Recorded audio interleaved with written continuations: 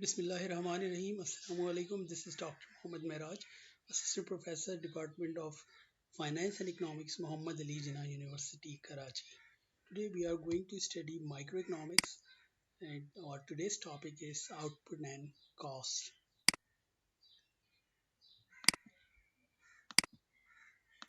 So after studying this chapter, you will be able to distinguish between the short run and the long run, and you'll be able to explain the relationship between a firm's output and labor implied in the short run.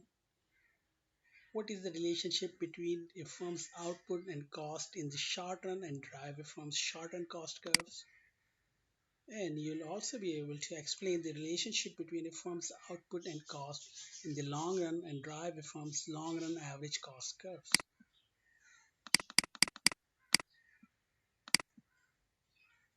So this we start with the decision time frame. So the firms usually make many decisions to achieve the main objective, that is profit maximization. And you all know, if the firm is not a non-profit organization or non-government organization, NGO, NPO, then the ultimate objective is to earn the profit or to maximize the profit. Similarly, we have already discussed that in economy, everybody is there to maximize or to optimize. So the firms try to maximize the profit, the consumer try to maximize the utility, and the governments try to maximize the welfare. So to maximize profit, firms use some decisions, and these decisions are critical for the survival of the firm. For example, some decisions are irreversible or very costly to reverse. Other decisions are easily reversed and are less critical to the survival of the firm but still influence profit. So all decisions can be placed in two different time frames. Number one, the short run. Number two, the long run.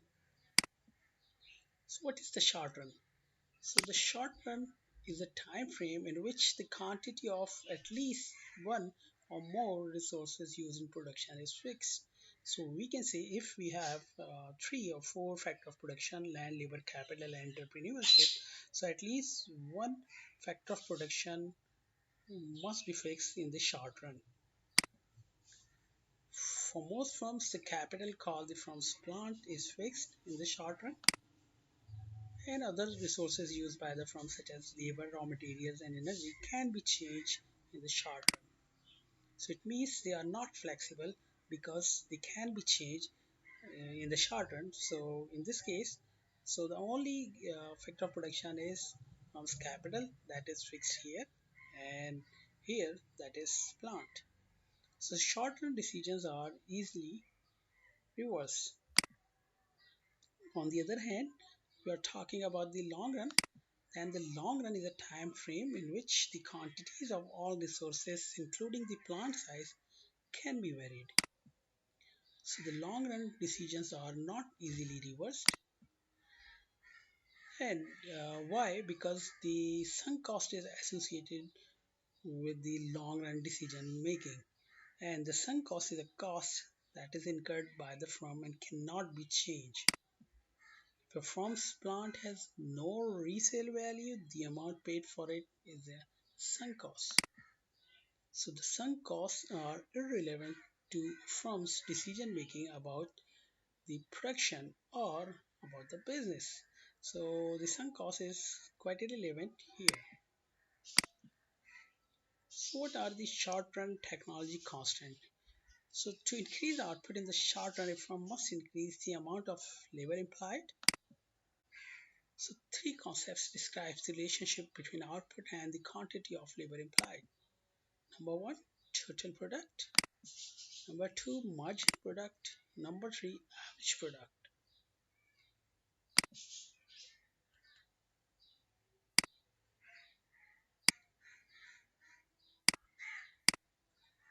So product schedules, we also have the product schedule. So what are the short-term technology constant we have?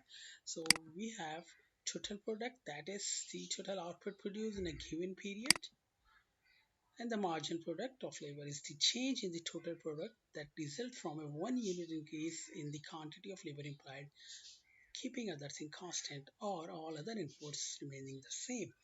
I've already told you that whenever you hear the word marginal in economics, it means we're talking about one additional unit. So if there is a marginal product, it means we are talking about the additional product we get by implying one more labor. That is the change in the labor, the change in output due to change in the labor. And the average product of labor is equal to the total product divided by the quantity of labor implied. So how about the product curves? So product curves are the graphs that show the three product concept: how total product, marginal product, and average product change as the quantity of labor implied changes. It is the total product curve. So the total product curve shows the total output changes with the quantity of labor implied. If you see here, so when the labor implied, we have on horizontal axis we have labor, and on vertical axis we have output. So at the zero level of labor, we have zero output, quite logical. At the first level of labor, when we imply first labor, then we got 4 unit of output. Similarly, when we applied second labor, we got 10 unit of output, and this is output. So when we apply third labor, it gives us 14 unit of output. Then fourth labor it gives 15 unit, and then fifth labor is kind of 16 unit. So it's kind of, if you see here, so initially they are increasing, output is increasing when we increase the labor, then increasing with decreasing rate. So at that time, finally you see the gap, so it is going to a horizontal. So once it is horizontal, it means the output you're getting is a constant. So the total product curve is similar to the production possible frontier we have studied in macroeconomics. So it separates attainable output level from unattainable output levels in the short run. So these areas, if you see this one, these all are attainable, and offset this line, this is unattainable, and over this line would be efficient.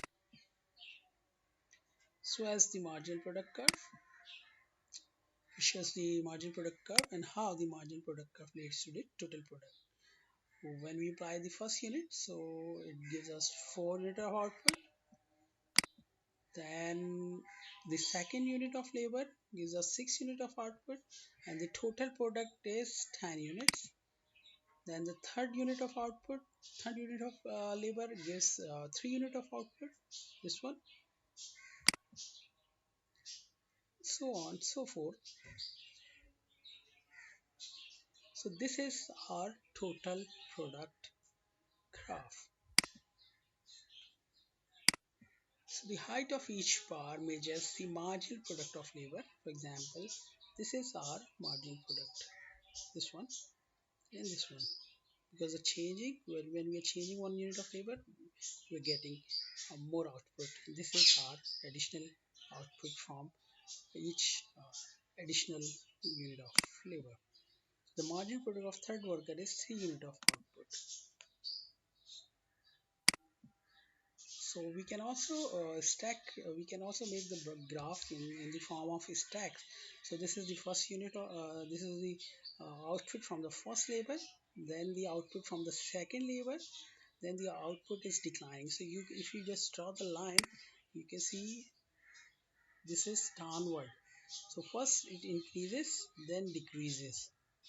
So this is how marginal product of labor declining.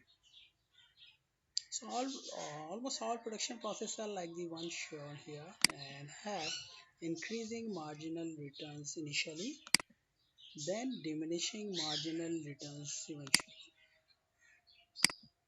So initially, when the marginal product of worker exceeds the marginal product of the previous worker, the marginal product of labor increases and the firm experiences increasing marginal returns.